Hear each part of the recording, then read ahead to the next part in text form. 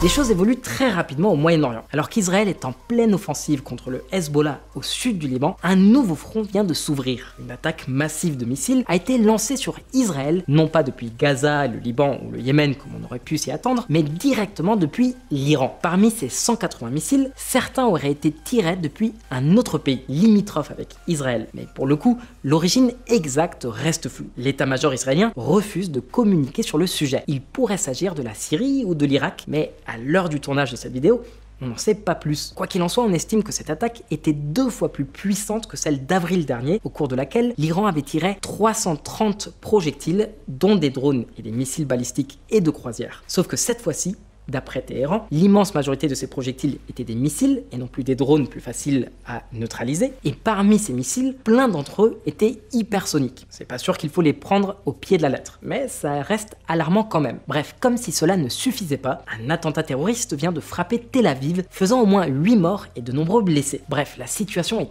explosive et Israël semble maintenant engagé sur plusieurs fronts avec des menaces venant de toutes parts. Dans cette vidéo, on va surtout te parler de l'élément déclencheur de cette attaque iranienne, c'est l'intervention de Israël dans le sud du Liban pour neutraliser le Hezbollah. Alors, est-ce que Israël va devoir ouvrir un nouveau front contre l'Iran? Comment ces événements vont-ils influencer les plans de Netanyahou et les relations avec les États-Unis? On va tout expliquer. Et d'abord, je t'invite à liker, à t'abonner et à partager. Et si tu as envie de taper la discute, tu peux écrire un commentaire ou nous envoyer un DM sur Insta. Allez, c'est parti. Tsahal a lancé des raids terrestres limités, localisés et ciblés, basés sur des renseignements précis contre les cibles et les infrastructures terroristes du Hezbollah dans le sud du Liban. Ces cibles sont situées dans des villages proches de la frontière et constituent une menace immédiate pour les communautés israéliennes du nord d'Israël. Pour le moment, on parle surtout de petits raids menés par des commandos israéliens avec un soutien aérien et des tirs d'artillerie du côté libanais de la frontière. Ces unités avancées semblent préparer le terrain pour une invasion beaucoup plus large. Et ça, c'est très loin d'être anodin. Tsahal a massé des centaines de chars et des milliers de soldats à la frontière avec le Liban, prêts à intervenir à tout moment. Ce schéma rappelle ce qu'il s'est passé à Gaza, juste avant la grosse incursion terrestre qui continue encore aujourd'hui. Comme on te l'a déjà dit dans une vidéo précédente, Netanyahou ne s'arrêtera pas tant qu'il n'aura pas atteint ses objectifs. On est donc potentiellement face à une opération bien plus massive à venir. L'élimination de Nasrallah est une étape très importante, mais ce n'est pas tout. Nous utiliserons toutes les capacités dont nous disposons. Yoav Gallant, ministre israélien de la Défense. L'armée libanaise qui était positionnée à la frontière avec Israël a dû reculer de plusieurs kilomètres pour ne pas interférer avec les opérations israéliennes. Et cette zone abrite aussi une mission des casques bleus de l'ONU, la FINUL, qui était censée maintenir la paix et empêcher le Hezbollah d'opérer depuis le sud du Liban. En théorie, ces forces auraient dû garantir une certaine sécurité pour le Liban et Israël. Mais après 46 ans de présence, elles n'ont pas réussi à empêcher le Hezbollah de s'armer ni de lancer des attaques contre Israël. En gros, la mission de l'ONU semble avoir échoué, et plutôt lamentablement si vous voulez mon avis.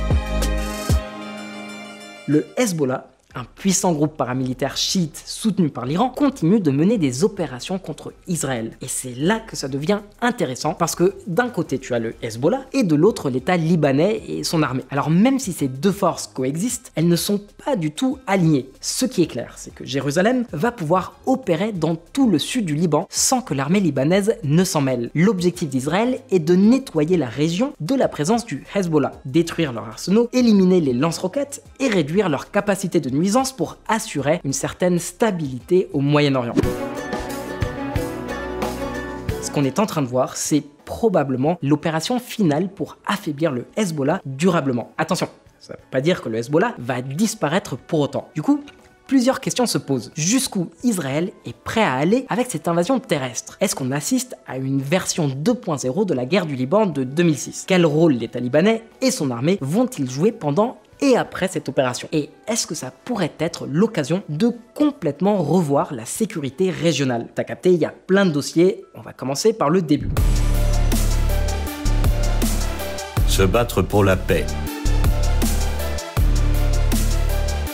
Après l'attaque du 7 octobre 2023, Netanyahou a clairement affirmé que les simples bombardements opérations punitives n'étaient plus suffisants. Cette fois, l'objectif est beaucoup plus ambitieux. Il s'agit de l'anéantissement total du Hamas et du Hezbollah, les deux principaux ennemis d'Israël soutenue par l'Iran. Israël a donc intensifié ses actions avec une intervention massive à Gaza et l'élimination ciblée des dirigeants du Hezbollah. Avec l'incursion terrestre dans le sud du Liban, la guerre semble entrer dans sa phase finale. Le but pour Israël est simple, détruire les capacités militaires du Hamas et du Hezbollah et par extension affaiblir considérablement l'influence de l'Iran dans la région. Et là où ça devient encore plus stratégique, c'est que les puissances arabes sunnites ne s'opposent pas vraiment aux actions d'Israël. En fait, beaucoup d'entre elles voient cette offensive comme une opportunité de réduire l'influence iranienne, ce qui les arrange pas mal. Donc même si Israël va jusqu'à bombarder Gaza ou même Beyrouth, la plupart des pays arabes semblent préférer cette situation à un Iran fort et influent. Le prince héritier saoudien a déclaré qu'il ne se soucie pas personnellement de la question palestinienne. Quoi qu'il en soit, on peut dire qu'Israël a enfin lancé l'opération qu'il préparait depuis longtemps. C'est pas sur un coup de tête, mais plutôt une action planifiée qui vise à remodeler complètement l'équilibre des forces au Moyen-Orient. Si on regarde la situation sur une carte, on voit clairement la stratégie israélienne. Israël a déclaré zone militaire fermée plusieurs zones frontalières du nord-est du pays, là où les raids sont menés contre le Hezbollah. Mais c'est pas fini. Pendant que cette vidéo est tournée, Israël bombarde également Dahiya, un quartier situé au sud de Beyrouth et totalement sous le contrôle du Hezbollah. C'est là par exemple que résidait Hassan Nasrallah, le leader du Hezbollah qui vient d'être éliminé. Israël ne se limite pas au Liban. Ses frappes s'étendent également à la Syrie, visant des cibles liées au Hezbollah et à l'Iran. Alors, on se demande assez naturellement jusqu'où Israël est-il prêt à aller avec cette offensive? Quel est l'objectif final? La réponse est plutôt claire. Israël veut éliminer définitivement la menace posée par le Hezbollah et réduire l'influence iranienne dans toute la région. C'est une stratégie de long terme qui vise à sécuriser ses frontières et à affaiblir ses ennemis principaux, tout en modifiant l'équilibre des forces au Moyen-Orient. Israël promet de renvoyer ses habitants vers le nord. De nombreux habitants voient la guerre comme le seul moyen d'y parvenir. Le gouvernement israélien n'est plus prêt à prolonger la situation des 67 500 Israéliens évacués de leur foyer dans le nord du pays. En gros, depuis près d'un an, environ 70 000 personnes vivant près de la frontière avec le Liban sont devenues des réfugiés dans leur propre pays. Cette situation pèse lourdement, non seulement sur les familles déplacées, mais aussi sur le gouvernement, qui doit gérer les conséquences sociales et politiques de ce déplacement prolongé. Avec cette opération, Israël cherche non seulement à affaiblir le Hezbollah, mais aussi à stabiliser la région pour permettre à ces dizaines de milliers de citoyens de retourner chez eux. Le mécontentement lié à ces déplacements massifs commençait à créer de réelles tensions au sein du gouvernement qui doit montrer des résultats. J'ai perdu patience. Tout terroriste devrait juste être assassiné. C'en est assez. Comment pouvons-nous vivre ainsi? Shelly Lis Barkan, résidente du nord d'Israël, au Washington Post. La décapitation du Hezbollah, avec la destruction d'une partie de leur réseau de télécommunications et l'élimination de leurs dirigeants, ne suffirait pas si leur capacité militaire restait intacte. Rappelle-toi, le Hezbollah dispose d'environ 25 000 militants actifs, 30 000 réservistes et un arsenal impressionnant, 150 000 missiles, des roquettes et des milliers de drones. Éliminer les chefs n'est donc qu'une partie du travail. Si Israël laisse en place les armes et infrastructures de lancement de missiles du Hezbollah, le groupe pourrait tôt ou tard se réorganiser et chercher à se venger. Le risque est inacceptable pour le gouvernement israélien. Il ne peut pas se permettre que le Hezbollah, une fois réorganisé, devienne encore plus violent. C'est pourquoi cette opération israélienne dans le sud du Liban, principal bastion du groupe, était inévitable. Mais il n'y a pas que les aspects militaires et stratégiques. Israël se sent aussi légitimé sur le plan légal pour mener ses opérations. Pourquoi?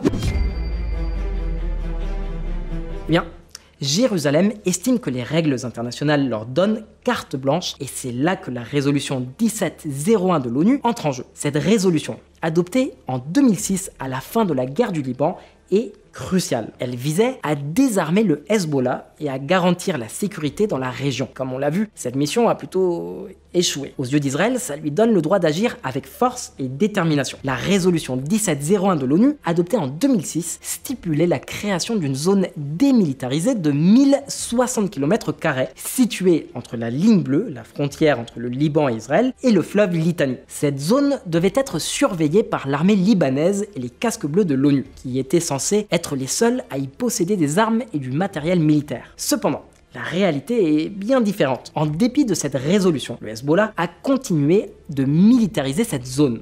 en y stockant un immense arsenal d'armes, de missiles et de drones. En fait, loin d'être démilitarisée, cette région est devenue un véritable bastion du Hezbollah. Israël, en constatant cet échec total de la résolution 1701, considère qu'il a les mains libres pour agir et sécuriser cette zone, puisque ni l'ONU ni l'armée libanaise n'ont réussi à tenir leurs engagements. C'est précisément cette situation qui a mené à l'intervention militaire israélienne actuelle.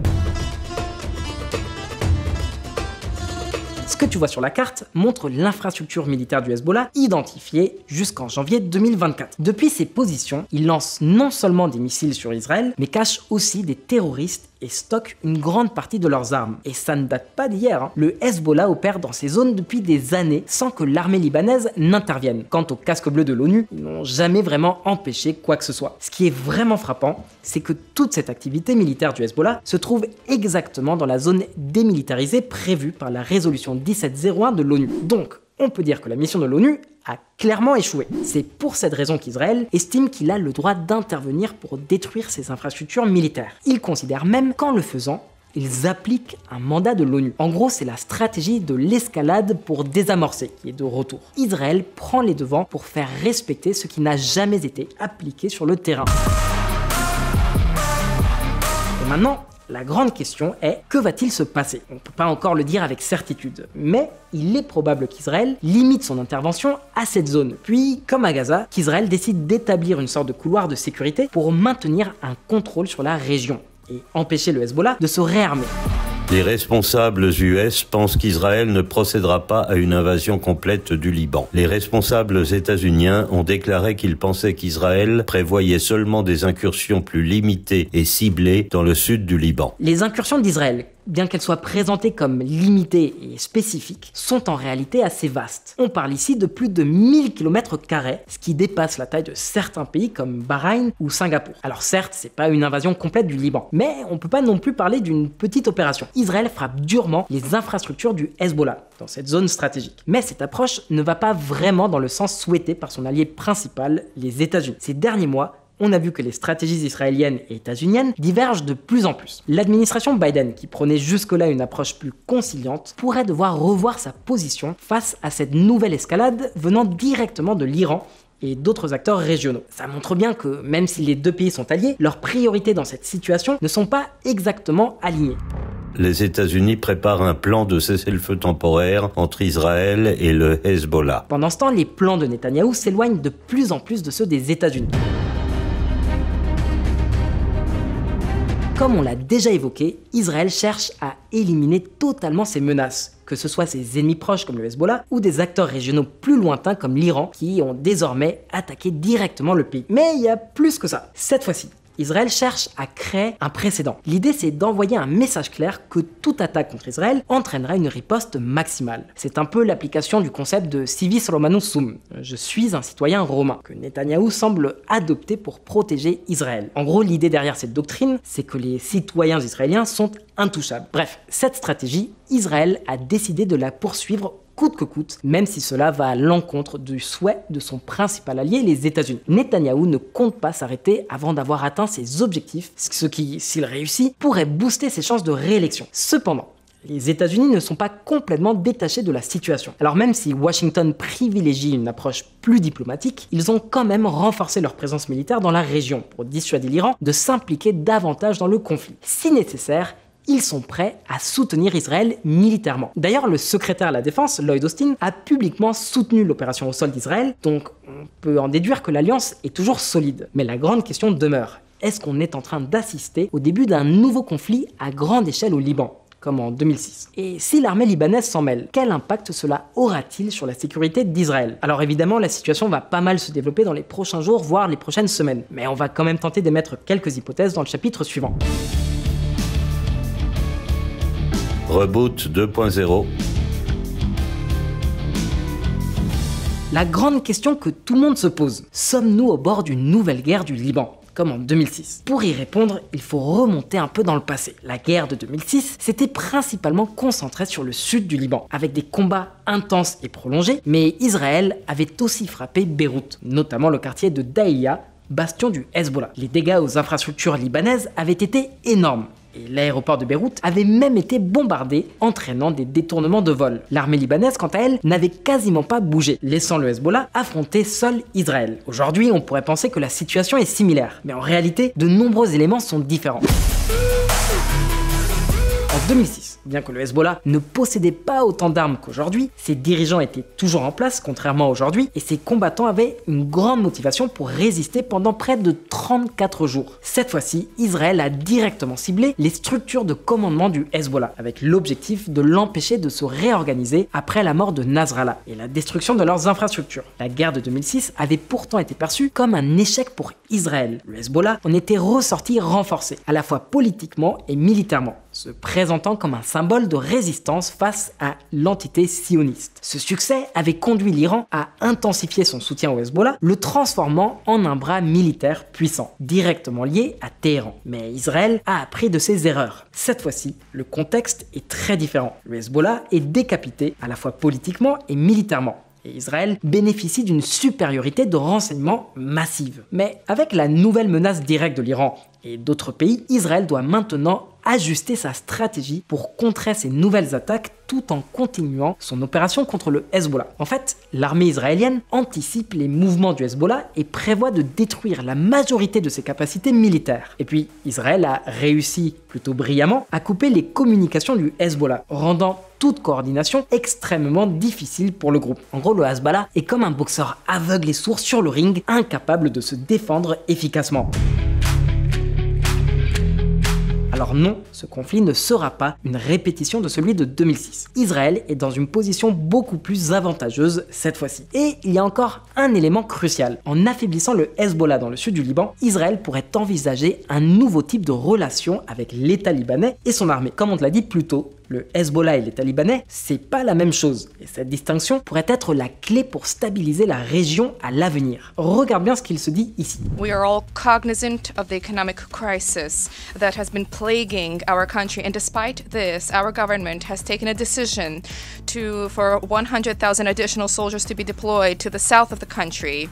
And this is not a mere detail, quite the contrary, this is a clear political message to the international community reflecting the fact that Lebanon fully intends to implement Resolution 1701 to which we are wedded. Effectivement, le gouvernement libanais cherche à renforcer la sécurité dans le sud du pays, une tâche rendue impossible jusqu'à présent à cause de la présence du Hezbollah. Mais avec cette opération israélienne, une opportunité unique se présente. Si Israël réussit à éliminer le Hezbollah du sud du Liban, peut-être que l'armée libanaise, avec l'aide de la FINUL, pourra enfin reprendre le contrôle de cette zone. Après tout, il serait temps que la mission de l'ONU serve à quelque chose, non? Ça ouvrirait une énorme fenêtre d'opportunité pour que cette région de plus de 1000 km², qui était jusqu'à présent sous contrôle d'un groupe terroriste, soit enfin dirigée par ceux qui auraient toujours dû en être responsables, l'État libanais et les casques bleus de l'ONU. Et il faut pas non plus oublier l'intérêt du Liban à éviter une catastrophe encore plus grande. Les destructions dans le pays sont déjà très lourdes et l'activité du Hezbollah empêche toute relance économique et politique sérieuse. Si l'armée libanaise et l'ONU arrivent à reprendre le contrôle et à affaiblir le Hezbollah, ça pourrait non seulement aider à stabiliser la région, mais aussi attirer de l'aide internationale, qui a jusqu'à présent hésité à venir à cause de l'instabilité. Pour le gouvernement libanais, appliquer la résolution 1701 de l'ONU pourrait être la seule solution viable. Mais est-ce que l'armée libanaise est vraiment prête à prendre les rênes? Il faut être prudent avec cette question. Le Hezbollah est la force dominante du pays depuis des années et il va pas disparaître du jour au lendemain. Mais il y a bien une fenêtre d'opportunité ouverte en ce moment. Pour l'instant, il est trop tôt pour savoir ce qu'il va se passer. Mais si Israël maintient la pression, ça pourrait être l'occasion de remettre les choses en ordre dans cette région. Maintenant, à toi de jouer. Jusqu'où penses-tu qu'Israël ira au Liban? Crois-tu que l'armée libanaise et l'ONU réussiront à sécuriser durablement le sud du pays? Ou est-ce juste une question de temps avant que le Hezbollah ne regagne en force? Et puis pour rebondir sur la toute dernière double attaque contre Israël, que va faire l'État hébreu? Vont-ils riposter de manière extrêmement brutale contre le régime iranien? Laisse-nous ton avis dans les commentaires, on espère que cette vidéo t'a plu. Si c'est le cas, pense bien à t'abonner, à liker et à partager. Et si t'as envie de taper la discute, tu peux nous écrire un DM sur Insta. Allez, à très vite pour plus d'actu.